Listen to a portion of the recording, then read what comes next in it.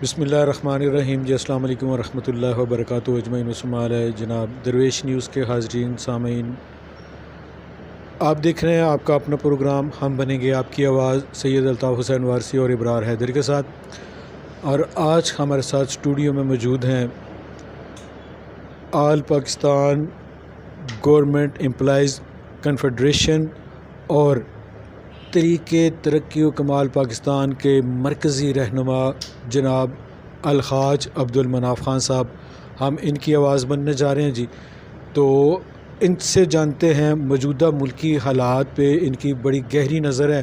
دیکھتے ہیں کہ وہ کیا کہتے ہیں۔ موجودہ جو عجیب و غریب سی صورتحال بنی ہوئی ہے، غریب پس رہا ہے اس میں، تو ان کے خیالات اور نظریات ان کے ذاتی طور پہ کیا ہیں، ان کی پارٹی کی کیا ہیں، اور ان کی آج تک کی جو خدمات ہیں وہ کیا کیا ہیں، ان سے جانتے ہیں۔ السلام علیکم سر۔ وعلیکم السلام، بہت شکریہ سر۔ مناف صاحب، آپ ماشاءاللہ سے گورنمنٹ امپلائی بھی رہے ہیں اور گورنمنٹ آل امپلائیز کنفیڈریشن کے جو مرکزی چیئرمین بھی رہے ہیں، تو پہلے تو اس حوالے سے بتائیے کہ اس حوالے سے آپ کیا کرتے تھے اور کیا کیا آپ نے اچیومنٹ کی ہے۔ بسم اللہ الرحمن الرحیم، شکریہ وارثی صاحب۔ گزارش یہ ہے جی کہ میں 1984 میں محکمہ تعلیم میں بحیثیت پرائمری ٹیچر شامل ہوا، خدمات سر انجام دینا شروع کی، اور شروع میں ہی مجھے جو اساتذہ کے حالات تھے ان کو دیکھ کے بڑا دکھ ہوا، اور اساتذہ کے لیے ان کے جو حق تھے وہ حاصل کرنے کے لیے تگودو شروع کر دی۔ میری 1 سال نوکری تھی تو میں آل ٹیچر ایسوسی ایشن تحصیل ہری پور کا جنرل سیکرٹری بنا۔ پھر اس کے بعد آگے چلتے سن 2022 میں جب میں ریٹائر ہوا تو اس وقت میں آل پاکستان گورنمنٹ امپلائیز کنفیڈریشن، جس میں 13 پاکستان کی مرکزی تنظیمیں شامل ہیں، ان کا، اور پھر امپلائیز پینشنر لیبر تحریک کا ایگزیکٹو ممبر بھی تھا۔ تو اس طرح پورے پاکستان کے جتنے بھی ملازمین ہیں، لیبر ہیں، پینشنر ہیں، سب کی جو حقوق تھے اور ان کے جو مسائل تھے ان کے حل کے لیے ہم نے ساری زندگی وقف کی اور کام کرتے رہے۔ کس حد تک ہم نے اچیومنٹ کی؟ اصل میں مسائل کا حل ہو جانا اچیومنٹ نہیں ہوتا، بلکہ اچیومنٹ یہ ہے کہ جو دعویٰ کر رہا ہے اس دعوے میں کس حد تک وہ پورا اترتا ہے۔ تو الحمدللہ اللہ پاک کا شکر ادا کرتے ہیں کہ ہم نے جو خدمت کا تہیہ کیا تھا اس میں ہم نے کوئی کسر نہیں چھوڑی۔ یہ الگ بات ہے کہ کوئی ٹارگٹ ہم اچیو کر سکے یا نہ کر سکتے، کیونکہ گورنمنٹ کے جو حالات ہیں شروع سے، لوگ تو اب کہتے ہیں نا کہ گورنمنٹ نے یہ کر دیا، گورنمنٹ نے وہ کر دیا۔ ہم شروع دن سے، جب سے ہم نے ہوش سنبھالا ہے اور جب یہ کام ہم نے شروع کیا ہے، اسی وقت سے ہم یہ کہہ رہے تھے کہ گورنمنٹ جو ہے وہ اپنا ان کا ایجنڈا کوئی ہے نہیں، بیرونی ایجنڈوں پہ کام کر رہے ہیں۔ IMF اور ورلڈ بینک سے جب قرضے لیتے ہیں تو ان کی مرضی ہوتی ہے، وہ جس شرائط پہ قرضے دیں ان کو وہ شرائط پوری کرنی ہوتی ہیں، اس میں ان کا یہ بھی بے اختیار ہوتے ہیں، اور جو IMF اور ورلڈ بینک کہتا ہے اس طرح کے یہ ٹیکسز لگا کے، اس طرح کے چنگل میں عوام کو پھنسا کے، ان پہ ظلم کر کے، ان کو یعنی بے انصافی اور ظلم کی چکی میں پیس کے وہ ان کے ساتھ جو رویہ اختیار کرتے ہیں، وہ کل بھی تھا، آج بھی ہے، اور آئندہ بھی رہے گا، اس وقت تک رہے گا جب تک ہم خود انحصاری کی طرف نہیں جائیں گے، اور یہ اشرافیہ جو ہے یہ عیاشیاں ختم نہیں کرے گی۔ اب جو سرمایہ کاری کے جو ادارے ہیں دنیا کے، ان سے جن شرائط پہ بھی یہ قرضہ لیتے ہیں ان کی ہر شرط منظور کر کے قرضہ لیتے ہیں، اور پھر وہ ملک کی ڈیولپمنٹ کے لیے کچھ بھی نہیں ہوتا کہ یہ قرضہ ادا کس طرح کیا جائے گا۔ یہ اشرافیہ کے پروٹوکول، ان کی گاڑیوں، ان کے بجلی اور دیگر پٹرول وغیرہ جو ہیں، اور ان کے پروٹوکول پہ یہ سارے اخراجات ہو جاتے ہیں۔ ابھی اس وقت جو ملکی حالات ہیں، لوگ بھوکوں مر رہے ہیں، خودکشیاں کر رہے ہیں، اور ہمارے وزیر اعظم صاحب جو اس وقت نگران وزیر اعظم ہیں، ان کے پروٹوکول کی گاڑیاں جو ہیں وہ گننا محال ہیں۔ میڈیا کے لوگ بھی حیران اور پریشان ہیں کہ ہم اگر فگر بتائیں کہ وزیر اعظم صاحب ایک دفتر سے دوسرے دفتر یا ایک جگہ سے دوسری جگہ جا رہے ہیں تو ان کی کتنی گاڑیاں روڈ پہ پروٹوکول کی چل رہی ہیں، تو وہ میڈیا والے بھی گننے سے قاصر ہیں۔ ہم لوگ تو بہت دور بیٹھے ہوئے ہیں، میڈیا کی باتیں دیکھتے ہیں، سنتے ہیں، اور پچھلے دنوں میرے خیال میں ایک آدھ دن پہلے وزیر اعظم صاحب سینئر صحافیوں سے باتیں کر رہے تھے، اور کسی صحافی نے یہ سوال کیا کہ وزیر اعظم صاحب ملک کے حالات بہت خطرناک حالات کی طرف جا رہے ہیں اور آپ بالکل خاموش ہیں، پورے ملک میں خاص کر بجلی کے بلوں کے خلاف مظاہرے ہو رہے ہیں۔ تو وزیر اعظم صاحب نے بڑا حیرانگی سے یہ جواب دیا کہ بھئی آپ لوگ جو کچھ کہہ رہے ہیں یہ آپ کی اسیسمنٹ ٹھیک نہیں ہے، ملک میں کوئی ایسی بات نہیں ہے، یہ چھوٹی بات کو بڑھا چڑھا کے بیان کر رہے ہیں، ملک میں کہیں احتجاج نہیں ہو رہے۔ میرے خیال میں اس وقت اگر وزیر اعظم صاحب آنکھیں کھولیں اور اپنی ہوش کے وہ کیا کہتے ہیں ناخن لے کے اگر دیکھیں تو شہر کوئی ایسا گاؤں، ایسا دیہات اور ایسا چھوٹے سے چھوٹا کوئی وہ گاؤں نہیں ہے جہاں پہ احتجاج نہ ہو رہا ہو، اور منوں ٹنوں کے حساب سے پاکستان میں بجلی کے بل جو ہیں وہ جلائے جا چکے ہیں، اور وزیر اعظم صاحب کہتے ہیں نہیں جی یہ چھوٹی بات کو بڑا کر کے دکھایا جا رہا ہے، ایسی بات نہیں ہے۔ تو ساتھ ہی ساتھ یہ بھی کہتے ہیں کہ بھئی یہ محکمے جو ہیں یہ کسی کا لحاظ نہ کریں، جو بھی بل نہیں دیتا اس کا جا کے میٹر کاٹیں۔ تو ان حالات میں پھر کیا ہوگا جی؟ میرے خیال میں تو روزانہ ہمارا ملک جو ہے وہ خطرناک سے خطرناک ترین حالات کی طرف جا رہا ہے۔ مناف صاحب، ایسا ہے کہ ہم نے دیکھا ہے اور آپ نے ساری زندگی جو ہے وہ خدمت کی ہے، تقریباً 20-30 برس آپ نے لوگوں کی خدمت کی ہے۔ آپ نے ایک دم سے سیاست میں آنے کا فیصلہ کیا، اور سیاست میں بھی آپ آئے طریقے ترقی و کمال پاکستان نامی ایک جو پارٹی ہے اس کے اندر سے، اور جس کا وجود ابھی تک پورے پاکستان میں ہمیں کہیں کہیں نظر آتا ہے، کہیں نظر آتا ہے، پورے پاکستان میں اس کا وجود بھی نہیں ہے۔ تو کیا ہی اچھا ہوتا کہ آپ کسی فیمس پارٹی میں سے آتے، آپ اس ایک غیر معروف جو پارٹی ہے اس کے پلیٹ فارم سے آپ نے سیاست کا آغاز کیا، تو اس کی کوئی وجہ تو جی ہے آپ کے پاس؟ یہ بڑا زبردست قسم کا سوال ہے جی آپ کا۔ 40 سال میں نے ٹریڈ یونین کی سیاست کی ہے، تو ملک کے جو بھی حالات ہیں، جو حکمران گزرے ہیں، یہ اس وقت جو سکرین پہ جتنی بھی جماعتیں ہیں،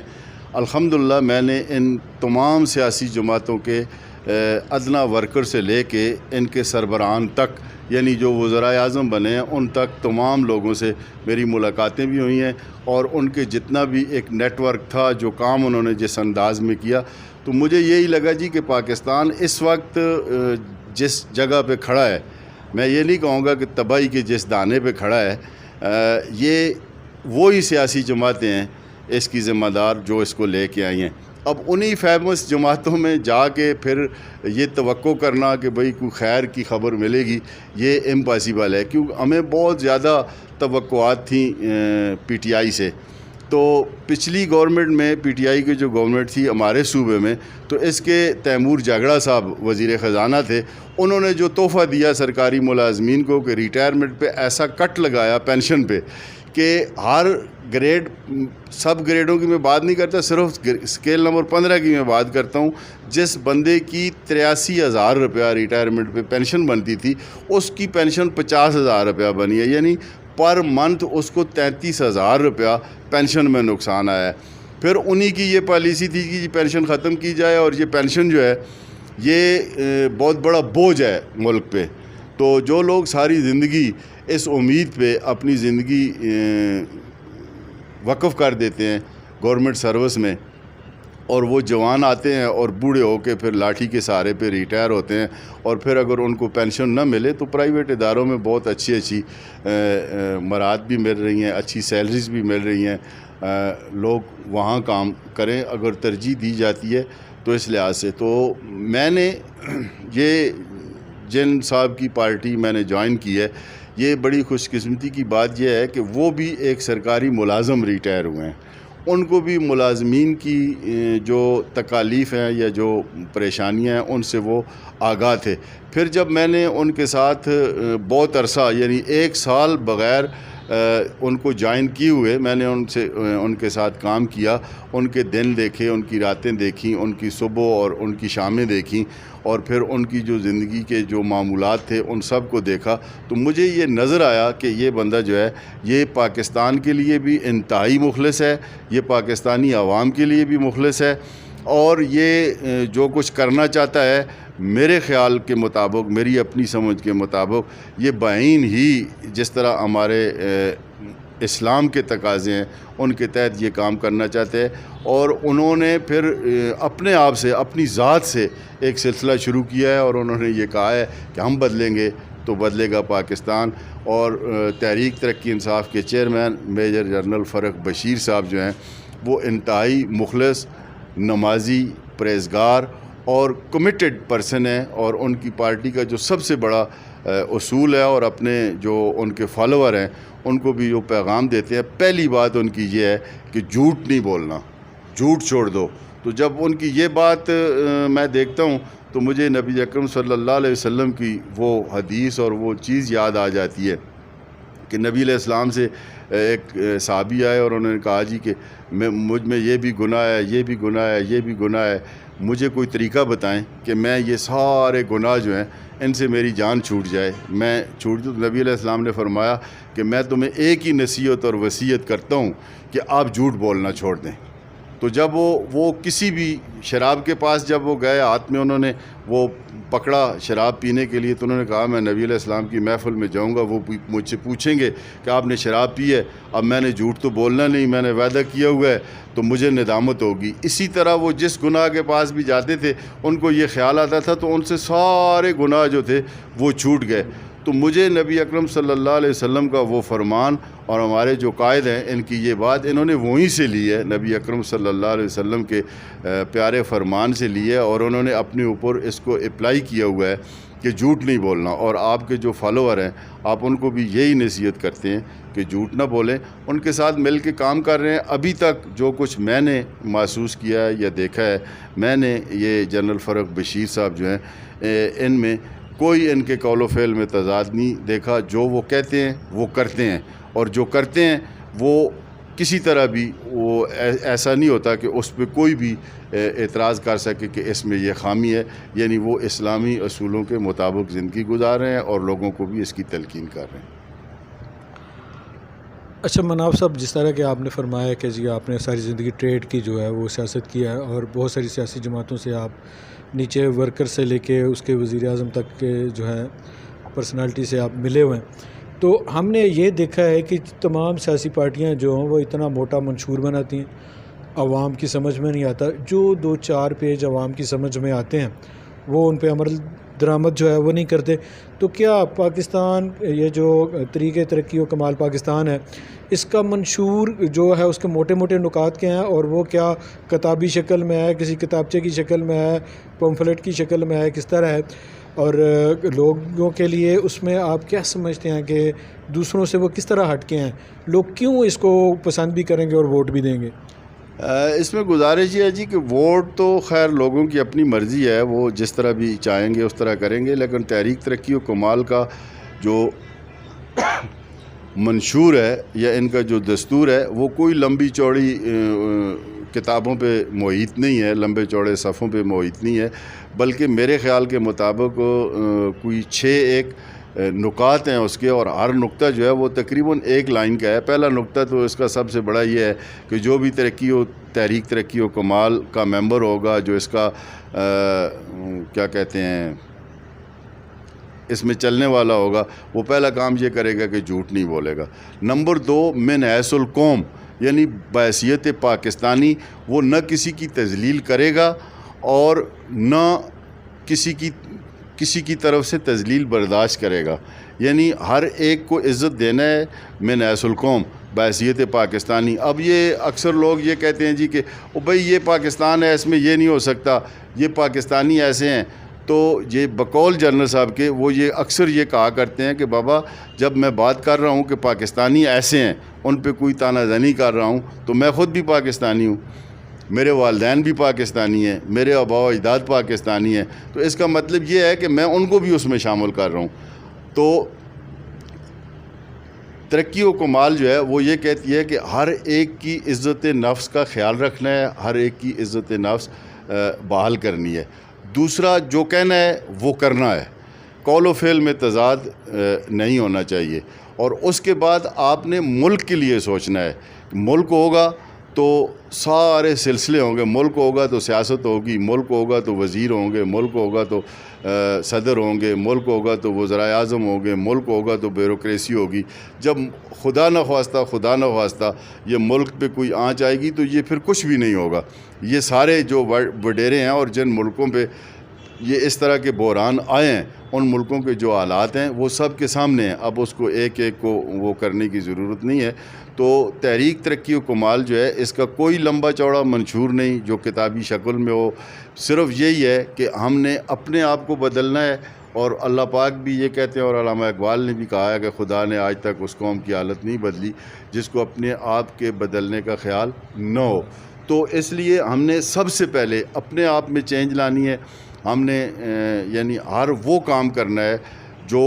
جس میں جھوٹ نہ ہو, جس میں فراڈ نہ ہو, جس میں دھوکہ نہ ہو. اس طرح کے کام ہم کر کے ثابت کریں گے کہ واقعی ہم فیئر لوگ ہیں اور صاف ستھرے لوگ ہیں. اب جب بات قرضوں کی آتی ہے تو جنرل صاحب اکثر کہا کرتے ہیں کہ اب آئی ایم ایف کو گالیاں دے رہے ہیں لوگ. آئی ایم ایف جرگہ لے کے نہیں آئی تھی. یہی اشرافیہ جو ہے اس نے اپنی عیاشیوں کے لیے وہاں سے قرض لیے ہیں, اور وہ قرض بجائے اس کے کہ یہ کرتے. اچھا, عجیب و غریب قسم کی بات یہ ہے, جب یہی سیاستدان ہمارے جو چند لوگ ہیں, جب یہ سیاست میں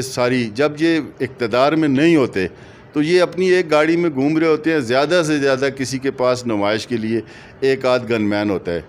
اور جب یہ وزیر بن جاتے ہیں تو پھر ان کے ساتھ 20 25 50 گاڑیوں کا پروٹوکول ہوتا ہے. پتہ نہیں پھر ان کی جان کو کس چیز سے خطرہ ہو جاتا ہے. حالانکہ وہاں پہ تو جب اقتدار میں بندہ چلا جاتا ہے تو زیادہ سیکیور ہوتا ہے بجائے اس کے کہ وہ اپنے گھر میں ہو. تو یہ میرے خیال میں پاکستان کی جو سیاست ہے اس میں یہ عیاشی کے علاوہ اور کچھ بھی نہیں ہے. اور ہم میں سب سے بڑی جو کمزوری اور خامی ہے, میں پوری قوم سے یہ التجا کروں گا کہ جب ہم تعلیم حاصل کر رہے ہوتے ہیں تو ہماری نظر ہوتی ہے کہ میں کس طرح امتحان پاس کر لوں, اور جب میں امتحان پاس کر لیتا ہوں پھر میری نظر ہوتی ہے کہ مجھے جو ڈگری مل گئی ہے, جو سند مل گئی ہے, اس پہ مجھے نوکری ملے. اور اگر کہیں نوکری مل جاتی ہے تو پھر اس میں جا کے میں یہ چاہتا ہوں کہ ملک جدھر مرضی جائے میں اپنا آپ بنا لوں, میں اپنے بچوں کے مستقبل بنا لوں, اور میں اپنے خاندان کو سنبھال لوں. میرے پاس اچھی گاڑی ہو, میرے پاس اچھا بنگلہ ہو. تو جب ہماری سوچ یہ ہوگی تو یہ ملک کبھی ترقی نہیں کرے گا. ہم جس طرف جا رہے ہیں اسی طرف جاتے رہیں گے. ہونا یہ چاہیے کہ جب مجھے جو بھی چھوٹا اختیار ملے یا بڑا اختیار ملے, جب مجھے اختیار مل جاتا ہے تو میں اس اختیار کو اس طرح استعمال کروں کہ میرا ملک کس طرح آگے بڑھے گا, میرا ملک کس طرح ترقی کرے گا. ہمارے سیاستدان جو ہیں وہ الیکشن لڑتے ہیں اس لیے کہ میں اقتدار تک پہنچ جاؤں. جب وہ الیکشن جیت جاتے ہیں تو پھر وہ پیسے اکٹھے کرنا شروع کر دیتے ہیں کہ بھائی ایک تو میں اپنے لیے جو کچھ بنانا ہے وہ بنا لوں, اور زیادہ بڑا ٹارگٹ ان کا یہ ہوتا ہے کہ اگلا الیکشن میں کس طرح جیتوں. تو اس کے لیے وہ سرمایہ بھی اکٹھا کرتے ہیں اور لوگوں کے ساتھ وہ رابطے بھی کرتے ہیں.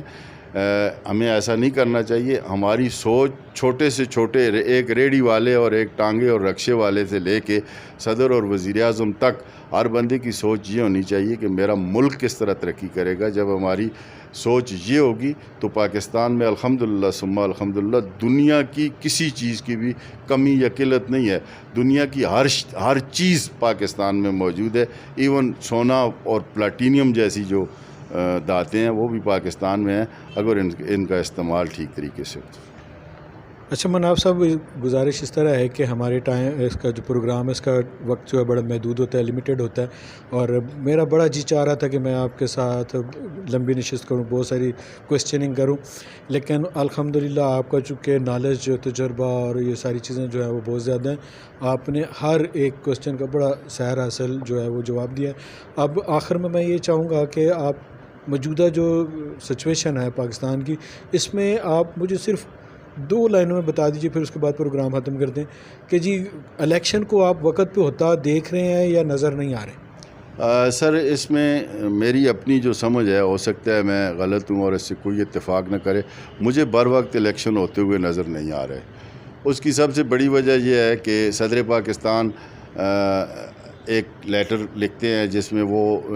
ڈیٹ اناؤنس کرتے ہیں اور ان کو کسی اتھارٹی کی طرف سے جواب ملتا ہے کہ یہ آپ کے اختیار میں نہیں ہے, اور الیکشن کمیشن جو ہے ابھی تک وہ خاموش ہے، وہ کسی طرف گیا نہیں ہے. تو اس طرح کی سچویشن میں یہ ایک ٹرائنگل سی بنی ہوئی ہے، اختیارات کسی اور کے پاس ہیں اور ذمہ داری کسی اور کی ہے. تو میرا نہیں خیال کہ ان ٹائم الیکشن ہو جائیں گے. اگر ہو جاتے ہیں تو یہ ایک بہت بڑا معجزہ ہوگا، اور اللہ کرے کہ ان ٹائم الیکشن ہوں اور ایسے لوگ سامنے آئیں جو اس ملک کی بقا کے لیے کام کریں. جی ناظرین، آپ نے دیکھا، مناف صاحب کو سنا، مجھے تو مزہ آیا، یقیناً آپ کو بھی آیا ہوگا. تو اب آخر میں ہم اس ساری گفتگو کا جو نچوڑا وہ یہ نکالتے ہیں کہ الیکشن جب بھی ہوں، ٹائم پہ ہوں، بر وقت ہوں یا نہ ہوں، لیکن آپ نے یہ کوشش کرنی ہے کہ اپنے مسائل سمجھنے والے لوگوں کو، اپنے ساتھ مخلص لوگوں کو آپ ووٹ کریں،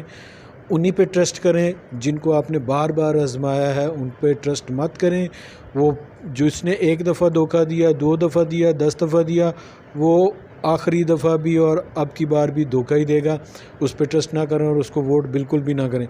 اور اسی کے ساتھ ہی مجھے دیجیے اجازت. آپ دیکھ رہے تھے پروگرام ہم بنیں گے آپ کی آواز، سید الطاف حسین وارثی اور ابرار حیدر کے ساتھ. سبسکرائب کیجئے، لائک کیجئے اور کمنٹس ضرور کیا کیجئے. پاکستان زندہ باد.